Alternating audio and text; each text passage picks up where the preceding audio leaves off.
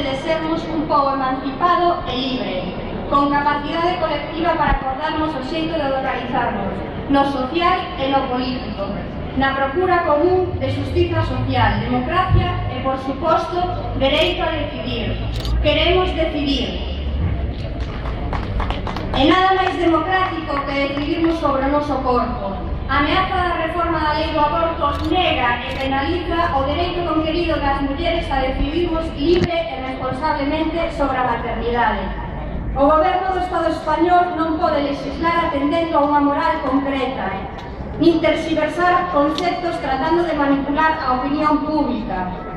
Durante os últimos meses, mulleres de todo o Estado tivemos que voltar ás rúas para defender o dereito ao aborto legal e gratuito. Exemplo desta loita é a Plataforma Galega polo Dereito ao Aborto. En representación desta plataforma falarános a compañeira Pilar Esteves.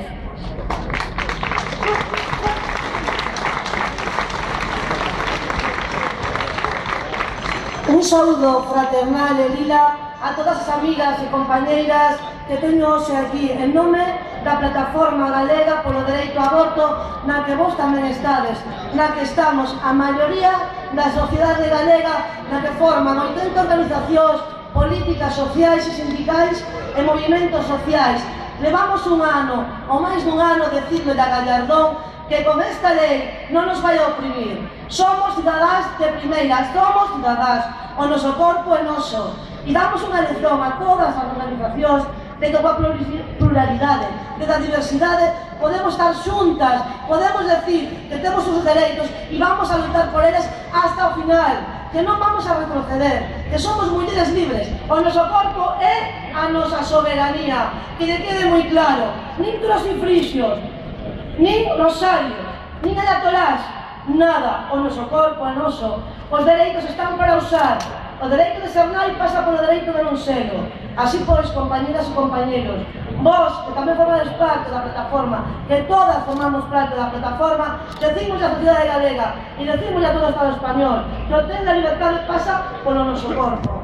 Non imos decir apoiar, nin vamos a retroceder un pouco, nin porque fago unha pequena enmenda, nin que porque os nenos teñan ninguna dificultade en nacer. Non, as mulleres somos cidadáns, non queremos ser desterradas da cidadanía e temos ese dereito. Por lo tanto, desde aquí, desde todas, e sabedes que estamos en alerta, hoxe mismo Gallardón pódenos dar unha sorpresa, pode fastidiar, pode acorsetar a todas as mulleres novas, a todas as mulleres que están en edade de procriar. Pode decirles desde mañá mesmo que non teñen dereitos. Así pois, se estiveramos en alerta e estamos, hoxe as 2:30 estaríamos na Alameda, pero se non, sabede que desde feminismo.org, desde feminismo.eu, sabedes as convocatorias das páxinas web e de calquer plataforma social na que podedes ver que a Plataforma Galega polo Dereito ao Aborto e vos mesmas podedes decir estamos en alerta feminista. Grazas por estar con todos nós, un saúdo dispensado das mulleres. O noso corpo é a nosa soberanía e non se vai a ser revolución se a revolución non é feminista.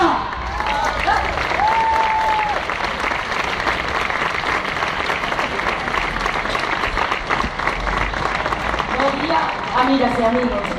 Este ano, 2014, cúmprese 70 anos da primeira edición de Sempre en Galiza.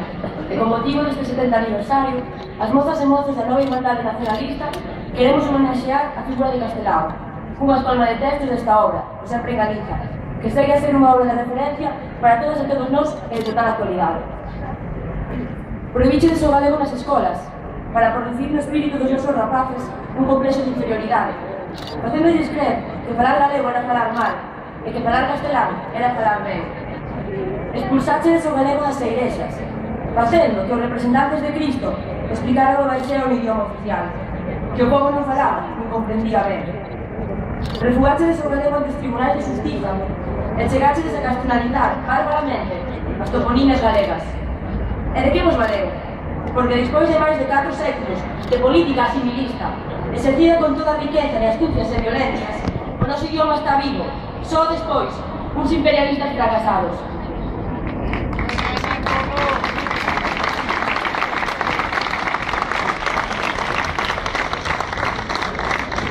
E a continuación, Enrique Pérez Lijó vai a falarnos sobre a temática da sustentabilidade.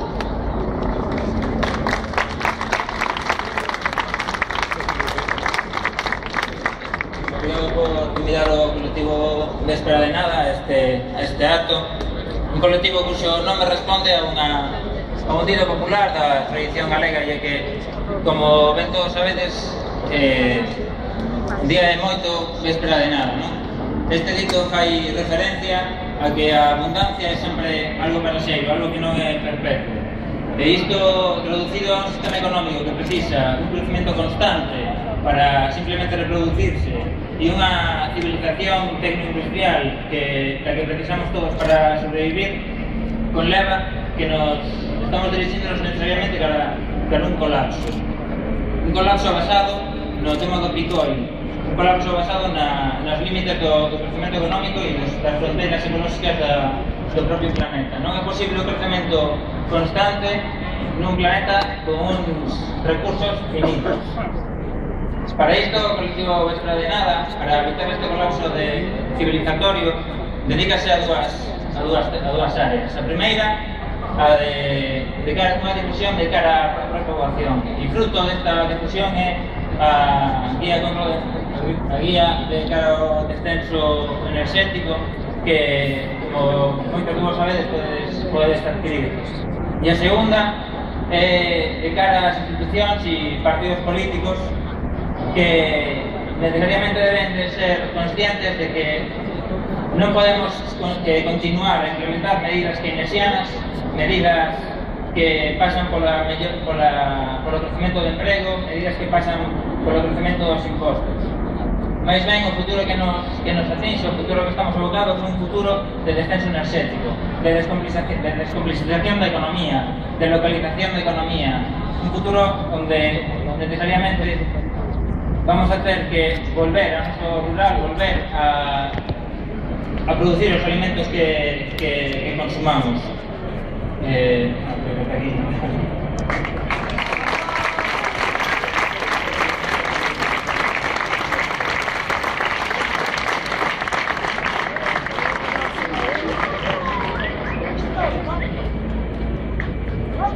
Bo día, compañeiras. Seguimos ca pequena homenaxe a Castelao con outro pequeno texto. A realidade actual dá noxo, pero non podemos fuxir dela por escrúpulos inúteis, pois para poder modelar un pobo de barro é forzoso luxar as mans. De tal xeito se impón unha política de realidades, que os mesmos defectos deben ser cultivados para que se troquen en virtudes, fundirse co pobo, sentir as angurias da súa resignación, infundirlle conciencia da súa personalidade e capacidade, darlle vida e arenas de prosperar. Primeiro ser e despois triunfar. Porque aquel que non teña fe absoluta nas virtudes en potencia do noso pobo non ten dereito a galvanizalo con promesas electoreiras e transitorias. Nós temos fe no noso pobo, e moi logo o noso pobo terá fe en nós.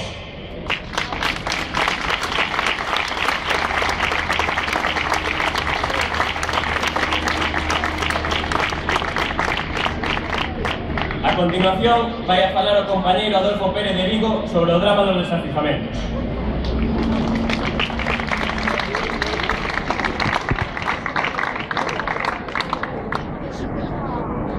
Boas. Moitas gracias. Chámame Adolfo Telmo, son activista da PA de Vigo, dende a súa fundación alá polo ano 2010, se a memoria non me falla. Aceptei con gusto esta invitación, pero pregunteime como despertar vosso interese, como conseguir aportarvos algo que xa non tedes escoitado moitísimas veces. Sodes un público espantoso, para un charlatán que, ademais, como é o meu caso, ni tan siquiera sois demasiado especialista na materia, ni se me dá moi ben falar en público. Como se trata de pôr a parir ao goberno, e despois de moi pouco tempo vou entrar en materia sin máis rodeo. É vergonzoso que asistamos cada día a unha cifra escandalosa de desafizamentos. É vergonzoso que asistamos a lanzamentos de vivendas de protección oficial. É vergonzoso que nos decantemos de lanzamentos por impago de aluguer por unha débeda de 36 céntimos, como escoitamos estes días na televisión. É vergonzoso que existe unha lei que ampara os desafizamentos que foi denunciada en dúas ocasiones por o Tribunal de Justicia Europea. Na súa última sentencia afírmanse que se violan sistemáticamente os dereitos humanos nas institucións hipotecarias, en particular o artigo 47 da Carta dos Dereitos Fundamentais da Unión Europea, que recoñece o dereito a tutela xurídica. É unha vergüenza a desigualdade xurídica entre o banco e o demandado. É vergonzoso a vulneración dos dereitos dos menores, que non só polo feito do desafiuzamento, senón porque estes menores moitas veces terminan na tutela da xunta afastados e apartados da familia, o único delito que tivo é de ser pobres. É vergonzoso que se vulnere os dereitos dos ancianos e persoas dependentes que por unha sentencia judicial asociada a un desafiuzamento aínda por riba terminan apartados dos seus seres queridos nunha residencia. Podíamos estar horas desgranando o montón de injusticias que se derivan dunha situación na que unha parte importantísima da ciudadanía termina padecendo por non pagar as cuotas hipotecarias ou de aluguer.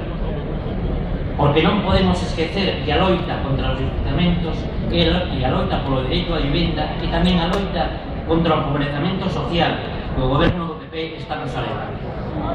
Vou rematar con dous apuntes.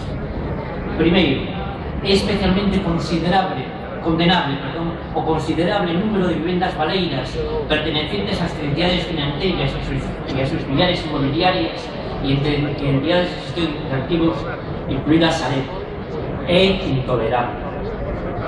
E hai que decir que foron esas entidades banqueiras que foron rescatadas con enormes e ingentes cantidades de dinheiro público, rescate que xerou un gravísimo endeudamento que hoxe está empobrecendo a maioría da nosa sociedade por culpa dunha política basada en recortes e unha política austericida.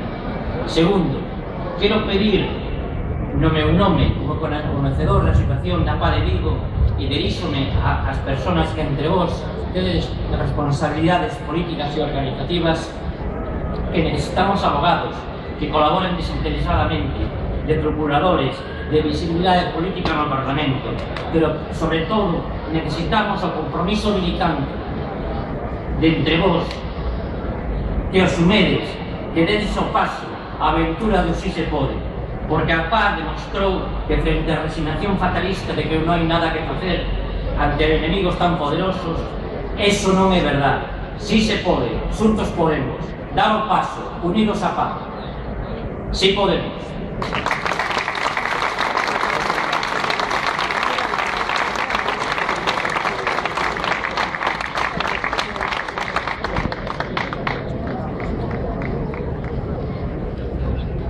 Compañeros, os que coidamos que o sistema unitario centralista causou a ruína material e moral de España somos uns falsarios.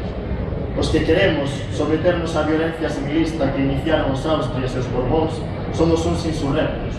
Os que calificamos de imprudencia o resurdimento do tema religioso nunha posible reforma da Constitución pasamos por ser enemigos do cristianismo. Os que creemos que o sistema federal pode resucitar as mellores virtudes da tradición hispana somos uns traidores. Os que, por acatamento ao réxime legalmente constituído e a súa carta fundamental, nos conformamos cunha autonomía cativa e pedimos un estatuto para a nosa terra, somos uns criminais. E velaí, porque os patriotas cataláns, vascos e galegos somos aldraxiados a decotío no café, no casino, na prensa, na cátedra, no púlpito. Os señoritos reaccionarios pretenden anovar os soños imperialistas da monarquía absoluta co gallo de restablecer os tempos abolidos, sen decatárense do barro sacrilexio que cometen, porque en nome de Deus nin se pode afogar a libre respiración do espírito dos homes, nin se pode coutar ao ancello dos povos que loitan polo seu propio ser. Os señoritos que comulgan coa sagra unidade da patria, que é unha roda de muiño para nós e un amparo de privilexios anticristiáns para eles, pero será ben declarar que nin teñen conciencia da unidade posible, nin teñen sentimentos de patria verdadeira. E por moito que digan, son os únicos separatistas que coñecemos. Foron o de Portugal, son o de Cataluña e serán o de Euskadi e de Galiza.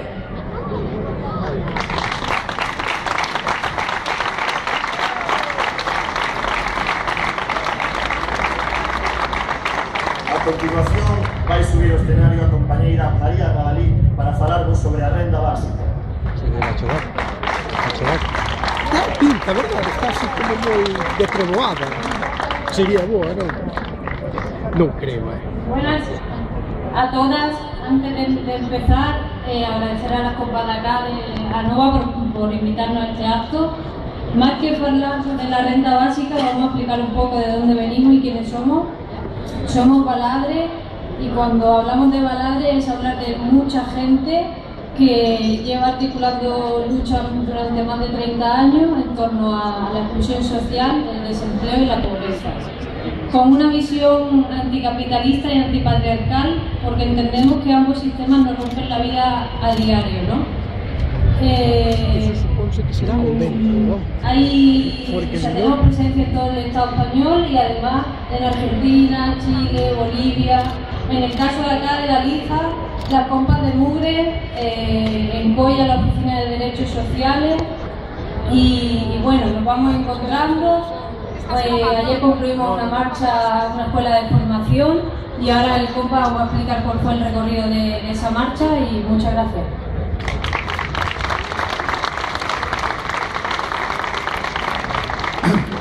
¿Cómo hemos llegado aquí desde tan lejos, no? Que algunas nos parieron en el sur, en Andalucía. Y perdonad que no sepa hablar gallego. Bueno, el recorrido marcha que hicimos, lo interesante es por visualizar las temáticas que abordamos desde la Coordinación Baladre, que ya sabéis que tenéis la página en coordinacionbaladre.org, y con la cual tenemos mucha relación con la gente de INDEPE de cada lugar, de cada sitio, a la que tenemos mucho respeto y cariño y relaciones históricas. Y las marchas comenzaron precisamente en Euskal Herria, empezaron con las compas de Baracaldo, trabajando todo el tema de los derechos sociales, porque entendíamos que tenemos que conocer precisamente cuáles son los derechos que nos están robando y hacia qué derechos queremos llegar. Pasamos de allí con las compas de Cantabria y allí estuvimos hablando de la renta básica de las iguales. Cuando hablamos de renta básica es un derecho social precisamente que tiene que ver con lo que comentó el compañero Fijó, que habló del tema del empleo. Precisamente el empleo, como sabemos, no es el futuro. El empleo, como lo conocemos, al menos ahora, es un elemento a transformar y a cambiar en nuestra sociedad para que pueda ser sostenible. Entonces, cuando hablamos de renta básica, hablamos de un derecho individual, universal, eso significa para todas las personas, incondicional, que no dependa de los servicios sociales, no dependa del Estado, que no dependa de nadie, sino de la propia dignidad de la persona, para que la gente pueda decidir sobre precisamente sus propios cuerpos, territorios y comunidades. Hablamos también de una cantidad suficiente y hablamos con una idea, en el caso de la renta básica de iguales, hacia lo comunitario. Es decir, con una idea de salir de la locura del capitalismo y del patriarcado hacia la propia decisión de la comunidad. De allí pasamos con las compas de Gijón a hablar del tema de por qué se están cargando y por qué están asfaltando la naturaleza, y eso nos está dejando en la miseria.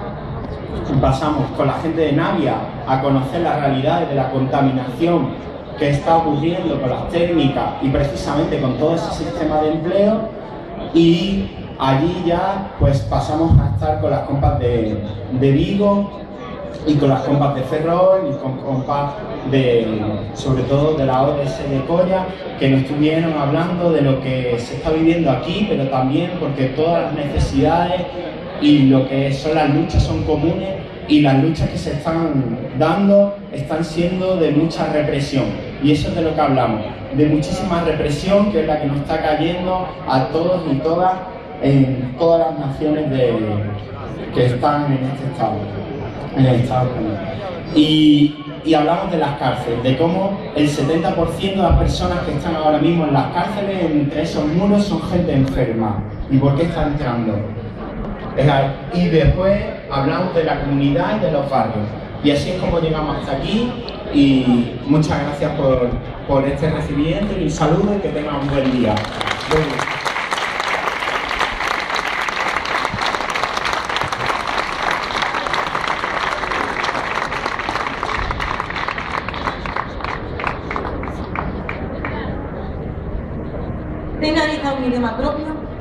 Ten territorio diferente, ten unha vida económica peculiar, ten hábitos psicolóxicos reflexados nunha cultura autóctona, pois logo Galicia é unha nacionalidade e, polo tanto, ningún antifeixista pode negar o dereito de autodeterminación, é dicir, o dereito de gobernar a súa vida. Non esquezamos que todos nós somos antiimperialistas.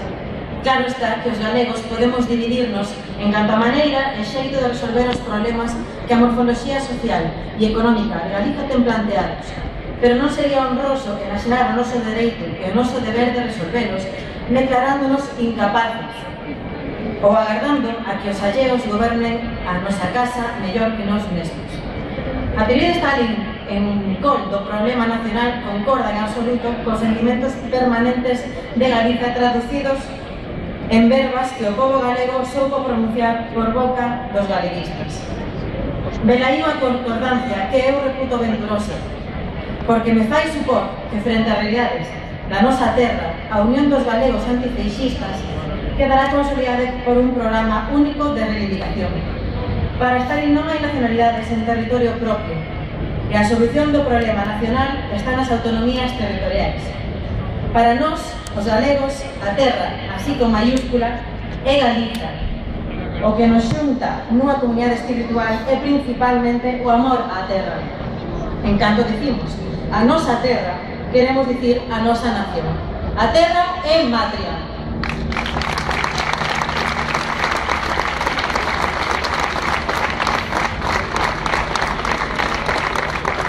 E a continuación temos con noso compañero Roberto Pereira de Ourense para falar sobre a auditoría da débeda.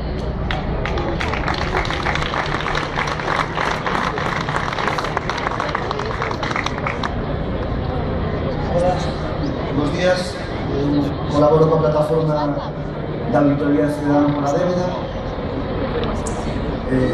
Cheguei a esta plataforma desde a plataforma pola banca pública, que tiñamos unha obsesión, no meu caso personal, por esclarecer o que pasara co aforro dos galegos, depositar nas caixas de aforros, que finalmente o colonizaron, fixeronse con todo isto, con todo e todo isto, e iso levounos a plataforma a conocer xente da plataforma da Auditoría Ciudadana pola Débeda, porque o que traballo que estábamos facendo na plataforma pola banca pública precisamente era unha especie de auditoría, a través dunha denuncia nas cúpulas directivas, que fixamos ante anticorrupción e ante a Fiscalía Superior de Galicia e acompañamos dunha serie de sinaturas. A plataforma da Auditoría Ciudadana pola Débeda xa ten un percorrido ao saber do movimento antiglobalización, do Comité de Loita contra o Pago da Débeda do Terceiro Mundo e de organizacións como ATAC, que aquí en Europa pois xa demandaban auditorías das débedas dos Estados membros da Unión Europea. No ano 2011 constituíuse en Cataluña a plataforma da Auditoría Ciudadana pola Débeda, composta por movimentos como Ecologistas en Acción, Actuable, unha serie de organizacións que teñen claro que a deuda que estamos pagando todos e que foi creada por unha débeda ilesítima, constituída por as entidades financeiras con intermediarios políticos corruptos e empresas privadas, non en beneficio da cidadanía, sino en beneficio e intereses particulares, pois antes de pagar esa débeda debe ser estudada e determinar que parte ten que pagar cada un. E ese é o noso objetivo como plataforma, profundizar na idea do que é a deuda odiosa, dala a coñecer e crear ferramentas para poder traballar que a cidadanía de a pé poda auditar as débedas desde o nivel local ao nivel estatal. Organizámonos por nodos en todo o Estado. Temos unha web que se pode localizar, www.auditoriaciudadana.net. Hai nodos en todo o territorio do Estado. En Galiza pois tamén hai un nodo. Temos un correo electrónico porque se queira contactar con nós, que é auditoriagaliza @gmail.com e o que este disposto a colaborar, pois agradecese, porque neste momento non temos única xente que nos apoia. Eso, a nosa idea é que as deudas antes de pagalas, a idea básica esa, deben de ser auditadas, estudiadas. Se iso fora así, probablemente o aforro dos galegos ahora mismo seguiría nos pertencendo a nós, e colonizarnos o aforro tamén. Moitas grazas.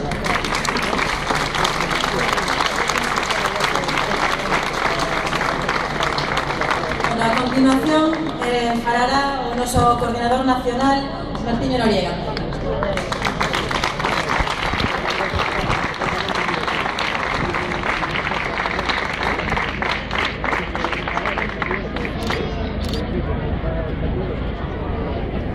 Moi bo día a todas e a todos.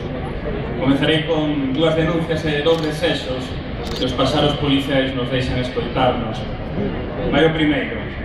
Seremos unha nación se queremos.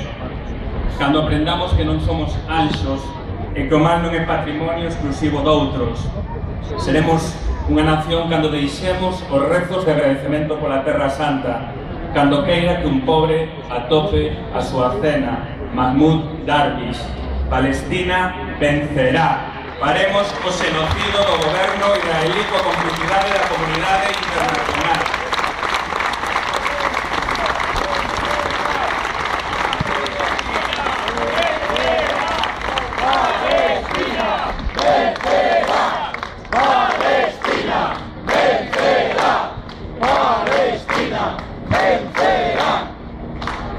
E vai a segunda. Hai un ano en solidariedade cas vítimas do accidente ferroviario de Angrois, os que reivindicábamos a patria, antepuxemos as persoas e a dor e solidarizámonos con esa mesma dor e a dos seus familiares suspendendo todos os actos daquel 25. Hoxe, un ano despois, 82 rosas brancas lembran os falecidos en Compostela e as súas familias reclaman saber a verdade. Pasado ese tempo, non hai máis aló de responsabilidades individuais, ningún tipo de responsabilidade colectiva. Calquer intento de comisión de investigación foi bloqueado polo Partido Popular e o Partido Socialista. Tampouco se instalaron as medidas de seguridade no lugar do accidente que terían evitado a traxedia. Resulta bafante o silencio da hipocresía colectiva dos mandados que trocan medallas por xustiza. A nosa solidaridade cas familias e coas vítimas e a nosa senreira cos hipócritas. Non esquecemos.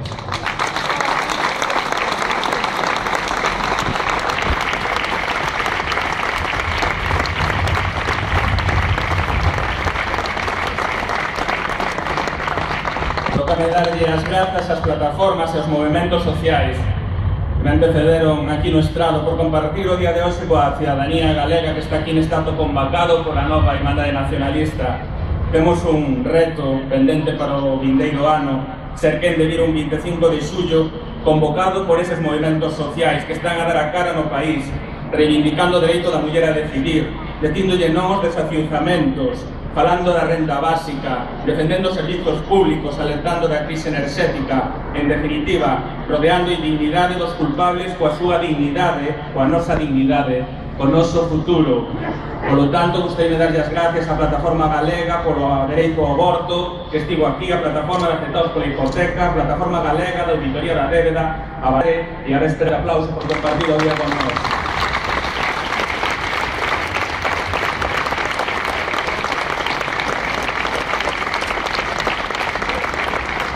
E grazas tamén ás delegacións convidadas, algunhas das cales a compartiron con nós o día de onte nun foro que ateigou de homes e mulleres a Facultade de Filosofía organizado pola Alternativa Galega de Esquerdas. Non se nos temos moi escoitados, decimos moitas veces, sabemos que non estamos en verdad da posesión absoluta, da verdade relevada, nin en posesión de ningún tipo de creenza. E, por lo tanto, tivemos a posibilidade de compartir o escenario e aquela palestra con EH Bildu, CASCUP, co proceso constituente, con Guallén Barcelona, coa Esquerda Plural.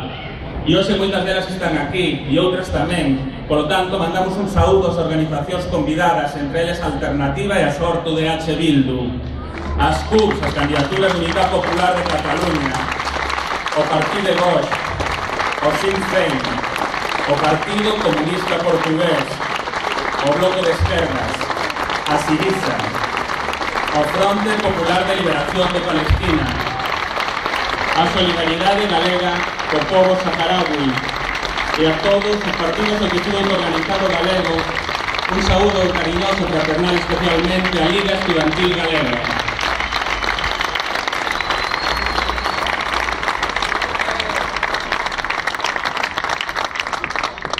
Na fronte, unha estrela e no bico un cantar, dio noso manifesto por este 25 de xullo. Construímos coas mans unha patria para excluídas, para apátridas e para asesinadas nunha realidade onde as liñas vermellas se ensanchan sen deterse e separan os dous mundos. Nestes tempos, compañeros e compañeiras, os matices para elixir desintégranse, non nos están dando opción. Democracia ou totalitarismo de baixa intensidade, liberdade de expresión ou maioría silenciada como Alcuba Gerardo Pisarello que hoxe está con nós, servizos públicos ou mercantilización da nosa saúde e a nosa educación, dereitos laborais ou exclusión social, república ou Borbón, que hoxe está aquí. Non queremos a ningún Borbón hoxe aquí o 25 de xullo en Compostela.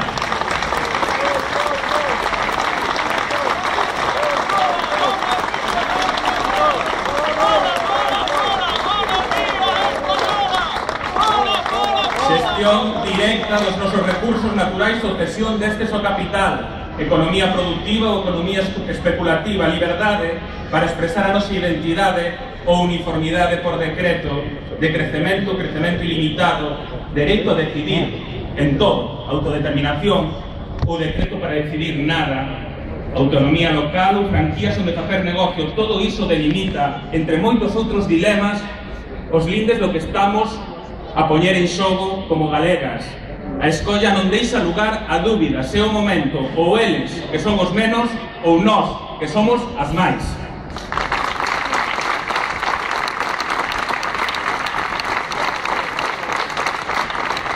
Por iso, hoxe non estamos aquí para investir en liturxias nin ir a misas. Tampouco queremos empregar a nosa identidade como arma revoladiza para excluir aos outros e as outras con balas esencialistas. Hoxe estamos aquí, compañeros e compañeras, para tecer a nación como un espazo inclusivo onde atomar dereitos roubados. Hoxe estamos aquí, xa que non esquecemos vencillar os valores da esquerda e a loita de clases cos procesos de emancipación. E máis, hoxe estamos aquí, xa que entendemos o que entenderon Víctor Casas, Bóveda, Camilo Díaz, Castelao, Suárez Picallos e moitos outros no 36, cando dixeron ser, nun momento de emerxencia histórica, Fronte Popular.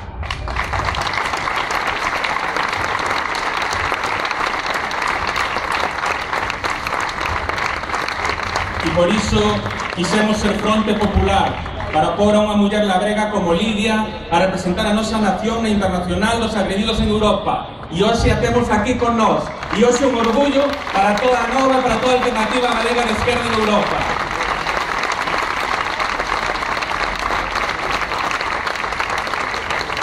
E por iso, dende a nova, temos feito un chamamento a configurar candidaturas populares nos concellos de Galiza, baixo un programa de mínimos e cunha metodoloxía aberta e participativa por definir.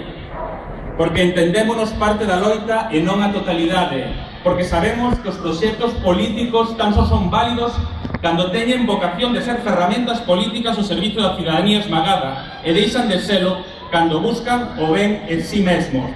Candidaturas populares nos concellos xa. É a hora de votalos, é a hora de votar a infamia, a dignidade, aos ladróns, a corrupción, a esta vergoña cotiá que non deixa máis que terra queimada e perda de credibilidade dos homes e mulleres deste país. Fora con eles xa.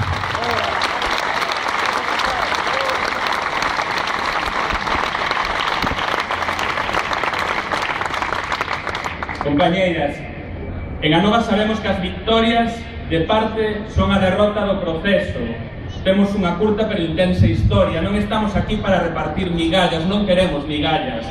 Precisamos facer das loitas a loita. Precisamos pechar con responsabilidade, generosidade e ilusión o noso proceso constituinte que xa leva 2 anos na Asamblea de Outono para poder ser unha ferramenta útil para o país. Precisamos continuar co camiño encetado para poder seguir facer a concentración parcelaria das enerxías na identidade na esquerda, para poder exercer como nación verdadeiramente soberana. Se non somos quen de facelos, outros o farán. O proceso a bofé é imparable. Para todo isto, temos pouco tempo. O sistema está a pechar filas, desvalorizando de xeito permanente as nosas condicións de vida, condenándonos a exclusión ou a precariedade. A sorte de poder ter un traballo non garantiza nin poder vivir con dignidade, mentre os poderes do Estado apostan por unha reforma pactada polos de sempre, onde trocamos de monarca para non trocar nada, onde trocan de candidatos e de líderes os grandes partidos para seguir defendo o mesmo. O asentamento e consolidación destas dúas cuestións limita o tempo de resposta de todas nós para ter garantías de éxito. Temos un tempo finito. Tecemos nación cando enchemos de contido a verba irmandade, cando sabemos que é posible camiñar xuntos sen ter que vivir na mesma casa, cando asumimos que un partido político non é un país, e cando entendemos que sen pan, traballo e teito non hai nación por construir que pague a pena.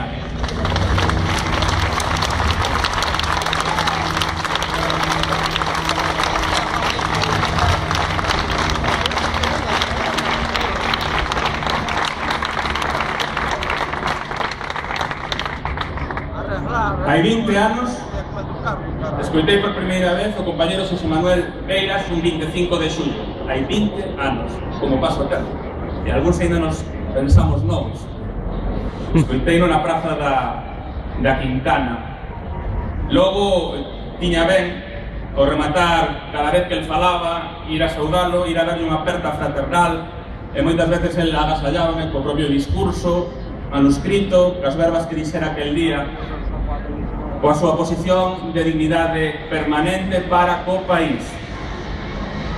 Agora o compañero Xosé Manuel Beiras non toca en grandes estadios, toca en desenchufado, pero é o noso Rolling Stone, que vende máis discos que nunca. É o noso referente, o referente da dignidade deste país.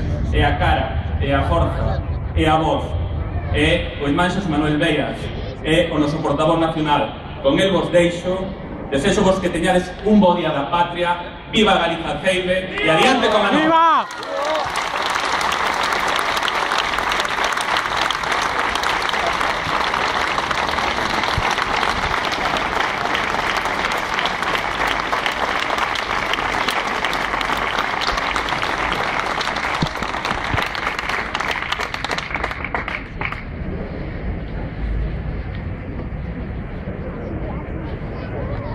Hai uns intres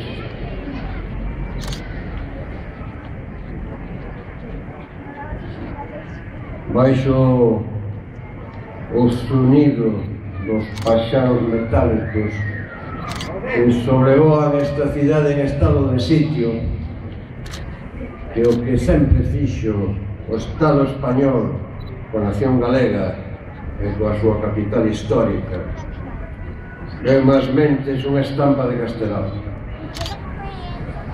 un paisano no chan e unha especie de aburte en riba de negro, un fume o carbón. E o pé da estampa recuperaba en clave radical por parte de Castelao e en clave de esquerda algo que escribira un home que hoxe está secuestrado polo Partido Popular na súa memoria, porque sei que era conservador de dereitas, porque era regionalista, pero que en rigor pronunciou na Universidade de Santiago no outono de 1892 ao remate do seu discurso sobre a crise económica do noso tempo, que compre ler para entender as analogías que existen coa crise sistémica de hoxe, como ten demostrado en outros términos xente como Wallerstein, como Arrighi. Ese home lanzou un programa de goberno e un deseño de institucións políticas da nación galega que, entre outras cousas, incluso atribuía ao poder galego a cuñar moeda metálica propia, institutos armados propios, que o dereito civil e mercantil sería só o galego, que o dereito penal sería como última instancia nun Tribunal Superior de Justicia de Galicia. Ese home chamábase Alfredo Brañas E a estampa que recupera, a frase que recupera Castelao ao pé desa estampa suxeriuba, evidentemente, os paxeros de ferro, que parece que estamos no Vietnam outra vez, son porque está Borbón aí, que ninguén lle interesa, ninguén facer mal, só que se vaya dunha puñetera vez e colla o barco, ou colla unha canoa, unha chalana ou un avión, eses que non funcionan nunca. E a ver se se trabucan outra vez en un camierno que tamén me calza dun bichín, entón se lanzamos de espacio.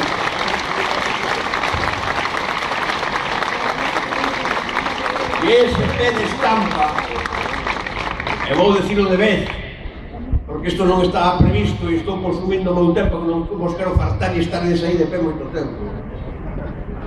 Decía, érguete Lacazán, o paxaro a morte está enriba de ti, como en Irlanda, érguete e anda. Pois ese é o que está a facer neste momento Urmasur de Lugo en folga, erguerse e andar e en folga, aínda que logo veña a represión, nos metan na cadea ou exercer os dereitos constitucionais do manifestado de povo.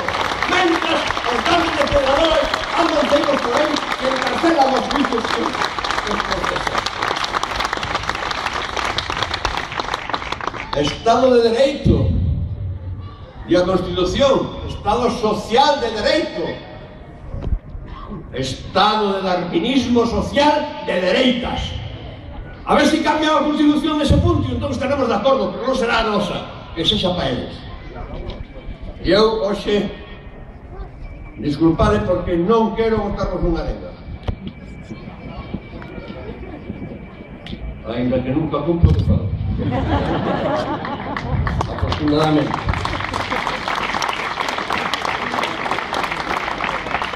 Quero facer unha reflexión. Estamos en guerra, hai que reflexionar. Lembrades, os resentidos, siniestro total, aquela erupción de liberdade de expresión, con aquela mesma frase que utilizara nun meeting do BNG, cando o BNG era alguén, no pabellón das Travesas ateigado de 5, 6, 7 mil persoas.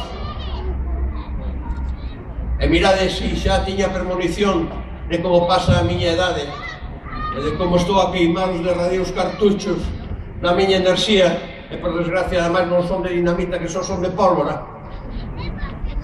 E dixen aquelo, yo, cuánta puta y yo tan viejo. E a puta digo porque son señoras moi honorables comparadas coas individuas da sección femenina rediviva que están no Parlamento no Grupo Popular. Moi ben!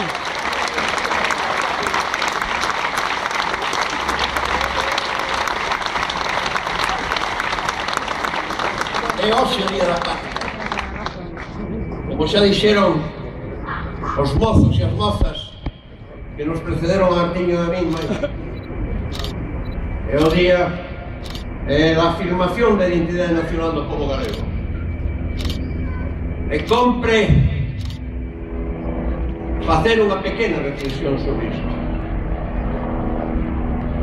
Non é a reivindicación da nosa identidade nacional, é a afirmación de que somos un povo e unha nación, e, por lo tanto, un acto nun proceso de autodeterminación que vai adiante, aínda que nos neguen o dereito, porque unha cousa é o dereito da limitación, outra cousa é que se convoten ou non referendos ou plebiscitos, e outra cousa é que a autodeterminación é un proceso cando a cidadanía o encabeza e se ponga en marcha, e como en Irlanda, érguete e anda, e acabaremos logrando o mesmo cos irlandeses, naturalmente en cada esquema. Galiza é unha nación e podemos decir que foi sempre unha nación, porque dende o máis remoto da historia Galicia foi xa unha comunidade de orixe, como diría Otto Bauer, o marxista, o austromarxista, que mellor definiu o que é o contidos na realidade nacional, como comunidade, non como territorio. Territorio a base dun Estado, nunca a base dunha nación. Os saharauis que non teñen territorio son unha nación, ainda que non teñen o seu territorio. Os negros americanos son unha nación dentro dos Estados Unidos de Norteamérica, como dixo Michel Bobin. unha comunidade de orixe, a Galicia, que chamaban os romanos cando chegaron, hai máis de 2000 anos. Xa se chamaba Galicia, xa éramos os galecos. E ademais, unha comunidade de cultura, a cultura que rastrexa dende a Edade do Bronce e coa Edade do Ferro, dende 1500 anos antes de Cristo, xa existía e xa deseñaba a estrutura básica deste país. Neste país, ben sabedes, supoño, todos e todas, cando a cristianización puxeron as parroquias onde había castros, o catálogo dos castros registrados en Galicia coincide aproximadamente coas 2000 parroquias que existen hoxe aínda en Galicia. Éramos unha comunidade de cultura e unha comunidade de orixe antes de que se falase de España, da terra dos coellos, ni nada polo estilo. Somos unha nación dende moito antes de que existise incluso o concepto de nación.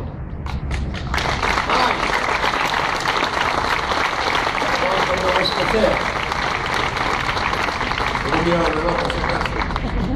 ainda que non o vexa ben, compre non esquecer que como realidade política, dende o triunfo dos modernos contra os antigos, dende 1789, por lo tanto a Revolución Francesa, cando a Ilustración, as luces, a liberdade, a igualdade e a fraternidade triunfaron sobre o despotismo, as teocracias, as autocracias, os mesianismos, cando emanciparon os cidadáns e foron cidadáns e deixaron de ser súbditos, cando lograron eso que agora nos queren volver a reconducir para convertirnos en súbditos de antes de 1789, dende ese momento en diante, como realidade política, a nación galega, como cualquier nación, é a cidadanía galega toda, e en toda a súa diversidade interna. Por lo tanto, a nación galega é a cidadanía toda, somos a cidadanía toda, e non só unha elite ilustrada ou dirixente, nen só os segmentos da cidadanía que teñen, expresan e exercen a conciencia política da súa identidade nacional. Eu son marxista, e non de boquilla. Tampouco son un marxista dogmático. Ser dogmático é a antítese de ser marxista. E nunca esquecerei que unha das graves eivas que está a sufrir o pensamento da esquerda política, non dos pensamentos dos pensadores da esquerda, nese proceso de desarme ideolóxico se falou tanto que sempre dixen que era desarme ideolóxico da esquerda política, pero non da esquerda social, nin dos núcleos dos pensamentos dos intelectuais, dos ilustrados da esquerda. Esa esquerda botou o lixo ou meteu nunha gaveta e pechou con 7 chaves a teoría da alienación. E non se pode comprender o que está a acontecer no Estado español neste momento e en Galiza sin recuperarmos a teoría da alienación. E a xente alienada, cando é alienada de clase, cando un obreiro vota ao marracho do PP, al señor de los hilillos, ou votan para a Unión Europea, aos que están vinculizando as políticas de saqueo da chamada troika. Non é unha atracción, é un fenómeno de alienación. Confunden os seus intereses con o seu inimigo que lle lo vende, con narcótico, con estupefaciente. Aquilo que decía Castelao. Eu non teño vocación de estupefaciente. Nós tampouco temos vocación de combater a alienación, de desalienar. E tamén hai un feito de colonización, porque somos unha colonia, Euskal Herria non unha colonia do Estado español.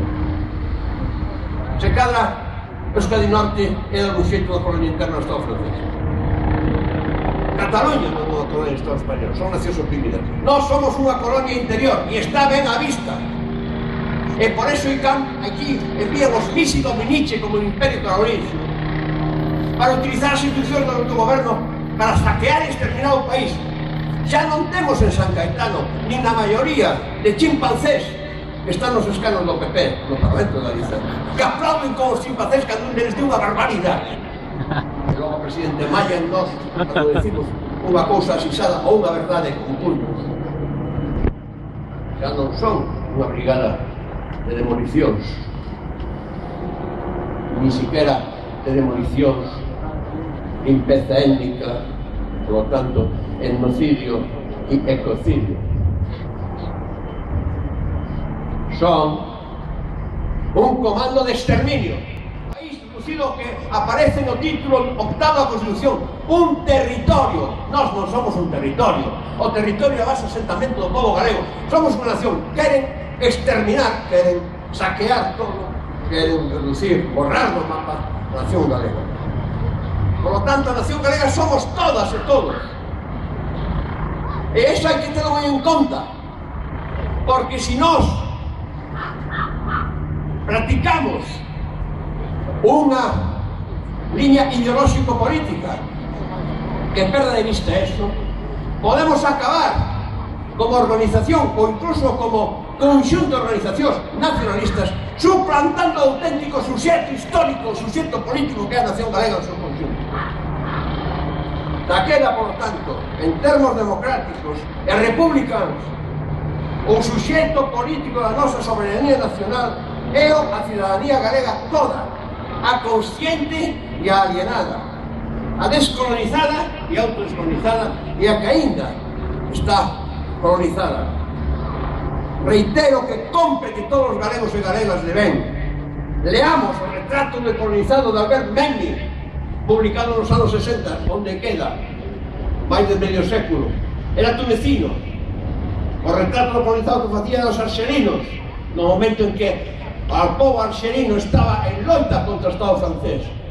E cando lín por primeira vez eu vim retratado colonizado galego. Ainda hoxe é necesario, pero uns e outros son o suxeto da soberanía, porque é a nación, non é unha élite, non é simplemente un segmento da cidadanía a que ten esa condición.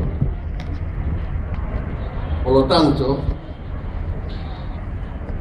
si eso é así, a continuación, o protagonista do proceso de emancipación ao longo da historia é a cidadanía do común, as clases populares.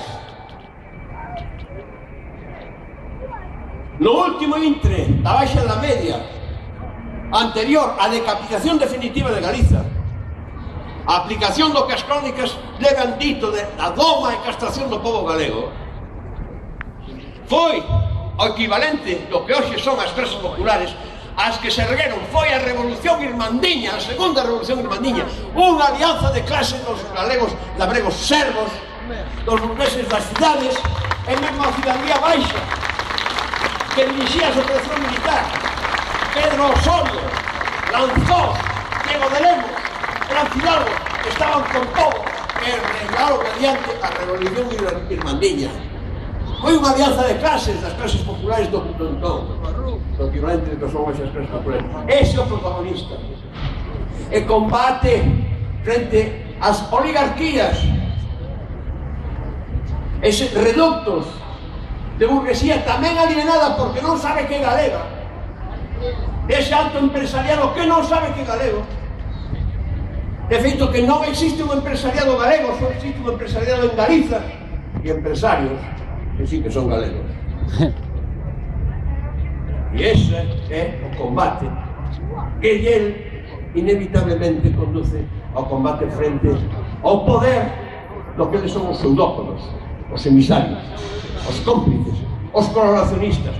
Hoxe compre recuperar a noción de colaboracionista aplicada nas loitas antifascistas aos que colaboraban cos nazis na ocupación de Francia ou na ocupación de Italia, os que colaboraban co franquismo. Non vale, decir, non valen excusas.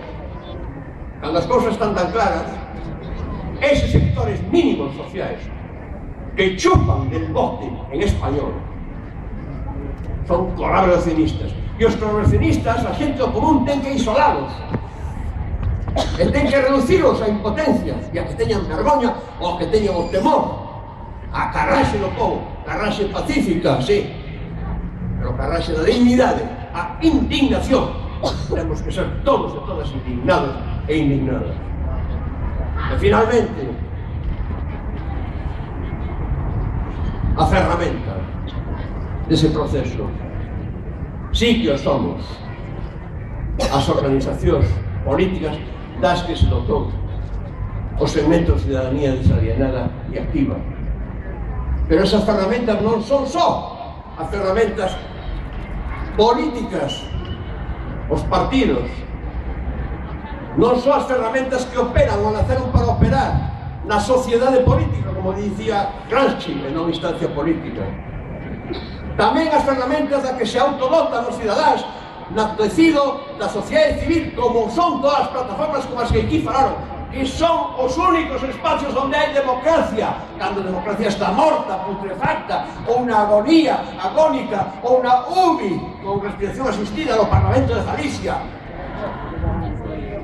no San Caetano, na Moncloa ou nas Cortes, ou na Unión Europea. En cambio, sí que está exercéndose a democracia na sociedade civil, e esas son ferramentas. E, por tanto, compre unha vez entender que hai que conxugar e dialécticamente combinar o labor desas dúas ferramentas, deses dous planos. Esta é a clave para podermos emancipar a nosa nación. Esa é a clave para que podamos ser, efectivamente, nos contribuir como un motor auxiliar, auténtico motor que está na sociedade civil. Esos son os postulados que definen a posición da política estratégica de Anova, e son os postulados que estamos a cumplir, e mesmamente por eso facemos unha política de alianzas congruente con iso, ainda que en moitos espacios políticos non se comprende. Pero xa o decía Castelao, moi logo o noso povo creerá en nós, porque nós creemos nele. Nós non pensamos que haxa unha organización política do nacionalismo que sexa a casa de todos e de todas, e que sexa un aparato que funciona practicando o isolacionismo. Nós non creemos que Galiza, como povo e como nación, teñamos a cidadanía, a potencia suficiente para lograr a emancipación sin combater no escenario do Estado español que nos fode. Por eso compre alianzas entre iguais. Primeiro alianzas entre iguais dentro das clases populares que son distintas, que non son nada.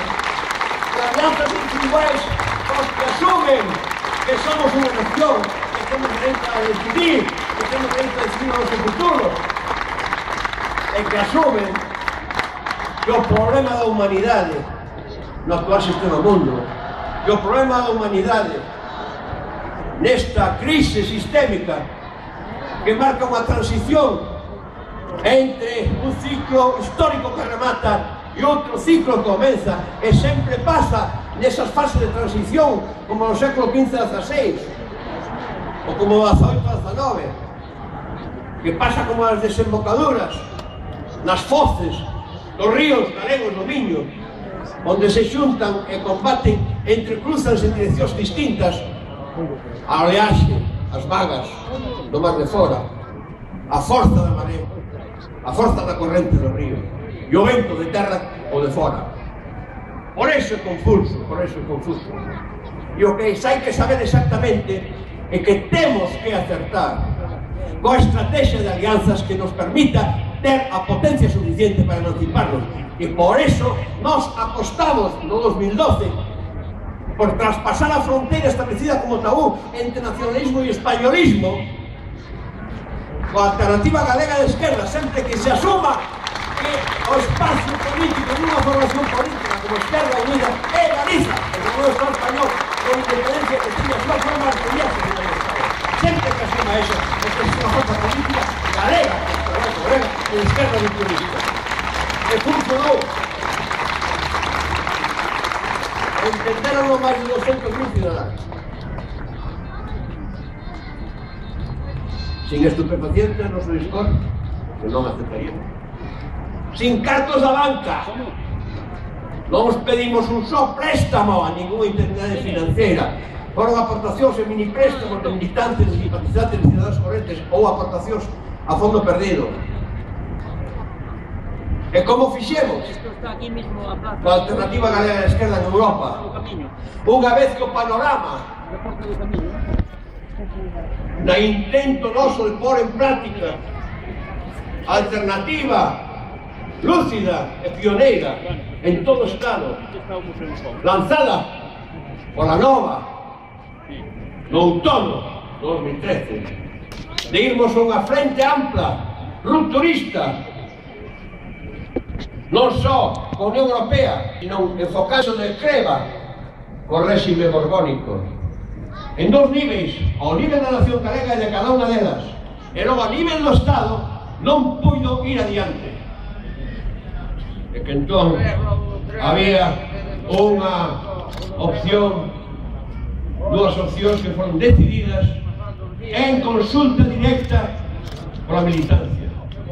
E iso é o que nos permitiu utilizar o corredor da esquerda rupturista a nivel de Estado para situar Galiza como nación, con programa propio, fundamentalmente elaborado por a Nova, con lista propia para situar a Lidia Senra no Parlamento Europeo, sabéndonos moi ben, e era a primeira, que ese Parlamento é o que é, que o poder non está no Parlamento, que o poder está na Comisión, que o poder está no Banco Central Europeo, que o poder está incluso no Bundesbank alemán, e que a Merkel, a Kaiserina Merkel do Cuarto Reich Zimmermann, é ela tamén un monizaje de ventríloco que está na City de Londres, en Wall Street, con o Fondo Monetario Internacional.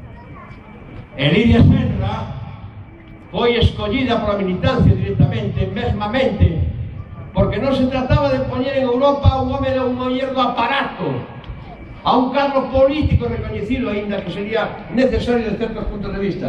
Escoller unha persona que mesmamente representase a conexión ou reconexión coa loita de clase do campesiñado, o máis exterminado do país, coa loita da cidadania civil, dos movimentos sociais e, polo tanto, do que é actualmente o sindicato labrego, históricamente antes da Comisión Labrega. Esa elección que demos nós, de levar a práctica o que predicamos, e non me queda un tempito blanco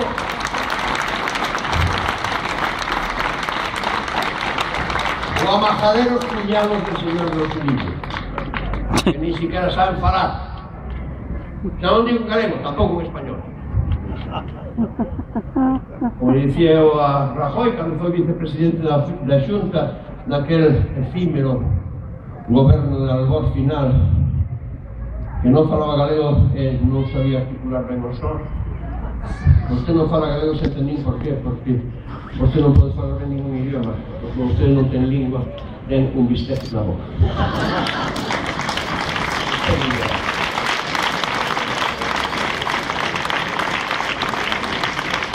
Agora ben, eu vou rematando, que a veces que me prolonguei moito máis do que era a miña intención. Pero todo isto que acontece nun escenario dunha crise sistémica. Como dixe, é unha crise sistémica que sinala a transición entre dous ciclos históricos, un que remate e outro que comeza.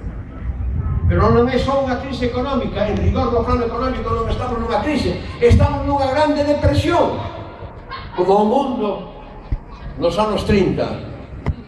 Só coa diferencia de que daquela o poder financiero facía crack, esborreábanse bancos, incluso facíanos o favor a algúns mandantes das finanzas de suicidárense, e nesta por primeira vez, como crise que sinala un tránsito no proceso de concentración e centralización do capital, esta vez somos nós os cidadáns os que nos chuchan os cartos a través dos orzamentos públicos para salvar eses bancos que mellor foría que desaparecesen. As caixas galegas, os desafiuzados, os das preferentes, os cartos que deron, eses 9.000 millóns, se os deran para resolverlles as hipotecas aos desafiuzados, para resolverlles as preferentes, estaban ben empregados e importaba un nabo que a caixa de Galloso de Méndez de Foso carallo. Porque xa saldría outro a xente que ten capacidade de salvar a banca é o único negocio que el Estado puro faixe cos cargos de outros. Eso é o que consiste o banco. Por lo tanto, nesta crise que estamos, xa no crise de grande depresión, onde os economistas do establishment que asesoran a todos os gobernos da Unión Europea e o do Lilliput galego tamén, eses homes de negro que decía Núñez no Parlamento, que o que estamos facendo para que non teñamos homes de negro aquí, concho, sodes vos, estades aí en San Caetano, que máis negros que eso. De traxe, claro, non me acordo que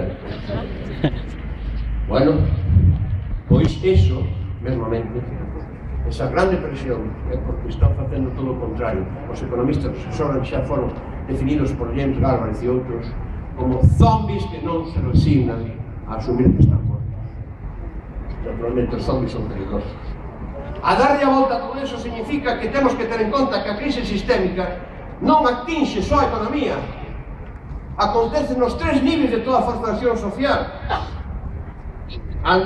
na estrutura propiamente dita, que é a base económica, no aparato político e xuridico-político, nas normas, as leis que están facendo. Por eso son as leis, para salvar a eses e para destruir os dereitos dos traballadores e cidadanos do común, as institucións políticas e finalmente o nivel ideolóxico e da cultura e dos valores. Hai unha crise de valores. Nós estamos defendendo valores que xa non son os valores da revolución do 48 do século XVIII, nin a da revolución rusa do 17, nin a da revolución chinesa. Temos que estar defendendo os valores da revolución de 1789. Manda truco, porque eles queren nos dar máis atrás como derecho. Pero nesta crise, nestes tres ámbitos, Galiza, o Estado español e a Unión Europea, o combate ten que ser por a crear democrática. Combinadamente neses tres espacios.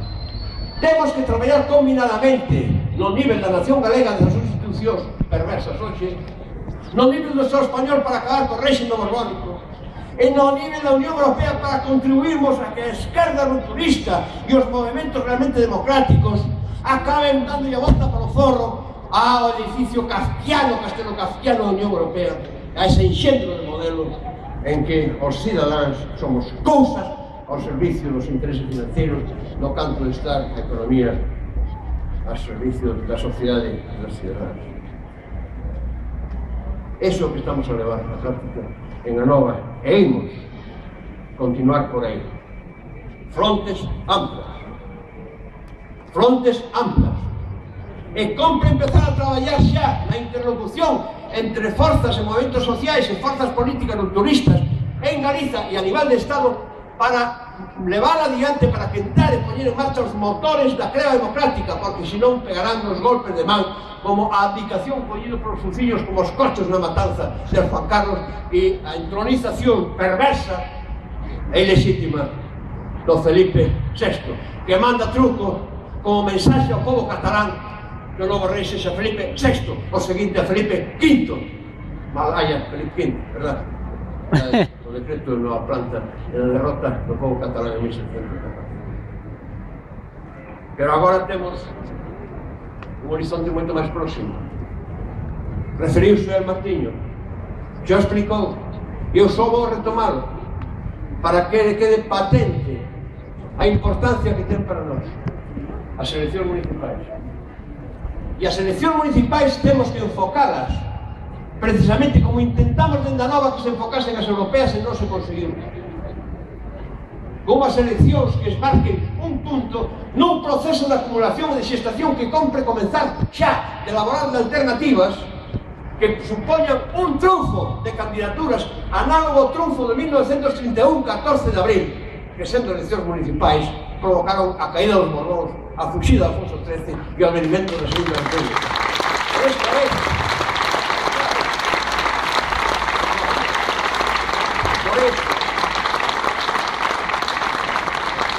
por iso, o remate de verdade, as eleccións municipais teñen que ser un salto adiante para a crea democrática. Teñen que ser enfocadas como alternativa republicana e soberanista, e a nivel de Estado dos 4 ou 5 suxetos soberanos, que son as 4 ou 5 nacións do Estado, porque hai nacións emerxentes que nós non somos quen para decir que somos ou non, e as mesmas teñen que decidir. E que sexa, por suposto, na clave rupturista: república, democracia radical, e reconquista do poder municipal e da autonomía municipal, que hoxe está completamente eliminada, lapidada, arrasada, pasaron ya rebarbadora. Hoxe os concellos son simplemente oficinas de tramitación de cousas para que se enriquezan as empresas privadas, dende a auga, dende a contratación de persoas e todo. E, por tanto, esa é a primeira batalla por referente de que ten que lograrse unha esquerda democrática por Europa. A xente ten que saber que nestas eleccións municipais non se xoga o goberno de Angrois. Bueno, non ten goberno, vaya un beso, vaya máis sentido. O goberno de Chantada. O goberno de Teo. O goberno de Mesía. O goberno da Coruña. O de Vigo. Non. Que o que se xoga os cidadáns é exercer de cidadáns e dar un paso adiante na acumulación de forzas e na estrategia combinada cívico-social e política para a creba democrática, empezando por abaixo, de abaixo arriba, por lo tanto, dos cidadáns, as institucións, e por lo tanto, de abaixo arriba, dos concellos, para logo darlle o golpe mortal ao réxime no centro, no corazón, no aparello infernal de Estado borbónico da Segunda Restauración. E en Compostela temos que comezar. A Asamblea da Nova de Compostela elaborou unha posición que é asumida por esta dirección, concordante co documento que a coordinadora da Nova hai semana e media aprobou respecto aos municipais e que xa expuxo, sin mencionarse cadra, como fonte Martínez Noriega. Estamos a pro de que haxa candidaturas de base cidadán, candidaturas cívicas de base popular, e nós inserirnos e contribuir. E Santiago de Compostela é unha peza clave, porque todo esterco que está acumulado no Pazo de Raxoi, todo esterco e o xurre que polas bocas, primeiro de Conderroa, despois do Currás, agora do Hernández, que foi procesado por corrupción cando era da Diputación de Pontevedra, foi absolto daquela maneira porque o fiscal sí que afirmou que había base para condenarlo. Que acabe ese xurre e que, por lo tanto, sexa a cidadanía galega a que recupera o espazo público. O espazo público está sendo roubado por isto que se asemella cada vez máis a un capitalismo feudal. Unha sociedade con base económica capitalista e unhas institucións cada vez máis feudais onde os tres poderes de Montesquieu están concentrados e ademais a título unipersonal. E temos que comezar por Compostela e temos que apoiar e quero saudar fraternalmente a Marea Atlántica, sí, adiante, pero máis sí que trae tamén a ver se aprenden esa lección as formas políticas que queren practicar o intervencionismo ou cultivar a súa lei que les dá favor. Por lo tanto, adiante con a obra da creba democrática a todos os concellos de comunidades populares e sempre adiante, Galicia tiene o pasado da morte está arriba de todos nós, como en Irlanda, ergámonos e andemos. Viva! Viva!